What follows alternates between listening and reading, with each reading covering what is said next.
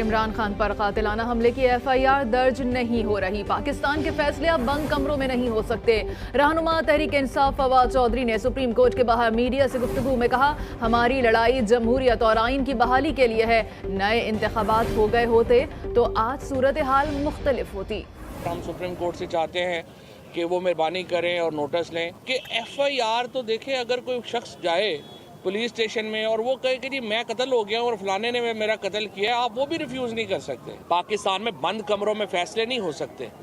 یہ جو کرائسس بھی ہے، اگر سپریم کورٹ نے آرٹیکل 69 کی نئی تشریح کر کے اور اسپیکر کے اختیارات میں تجاوز نہ کیا ہوتا اور آج ملک میں نئے انتخابات ہو چکے ہوتے، پاکستان آج بہتر صورتحال میں ہوتا۔ پاکستان میں تحریک انصاف اداروں کا احترام بحال کرانے کے لیے یہ جنگ لڑ رہی ہے۔